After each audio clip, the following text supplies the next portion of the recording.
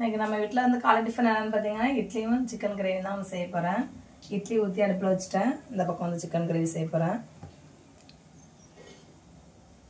சுட சுட இட்லியும் சுட சுட சிக்கன் கிரேவிமா.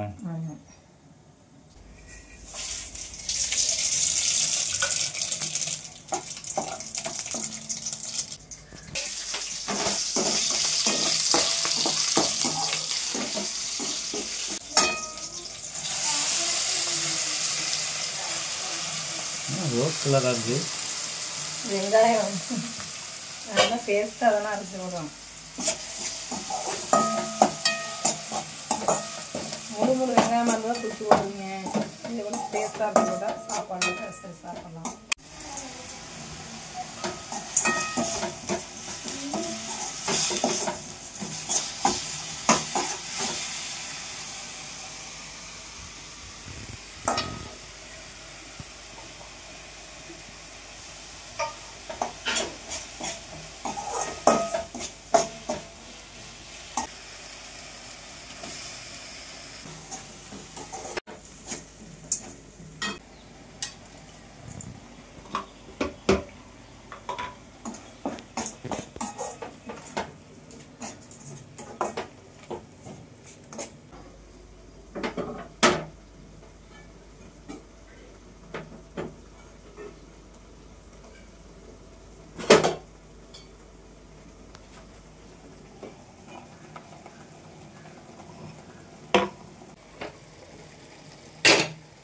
இவ்வளோ சின்ன பாத்திரமா வாங்கியிருக்கிற 7 இட்லியா அப்போ எடுக்கிறது எனக்கே 2 இட்லி அப்புறம்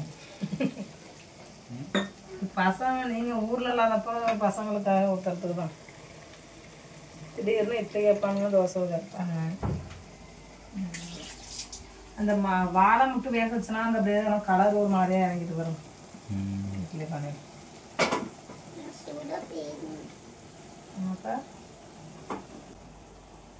பிளாஸ்டிக்கெல்லாம் இருந்ததுல அதெல்லாம் ஊற்றுக்கலாம். அது குட்டி இட்லி பண்ண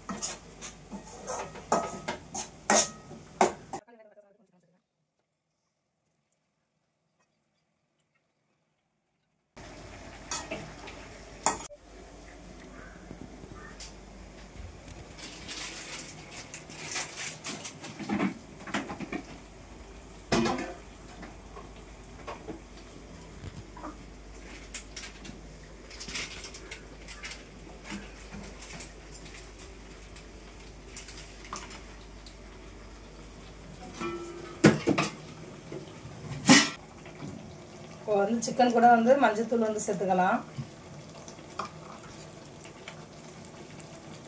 1 ஸ்பூன் மிளகாய் தூள்,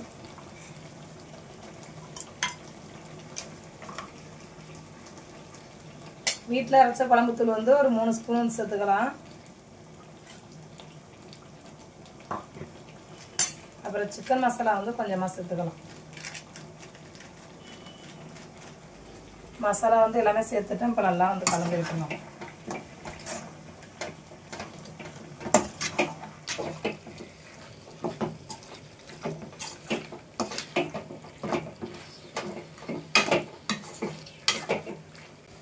கொஞ்சமாக வந்து தண்ணி சேர்த்துக்கிறோம்.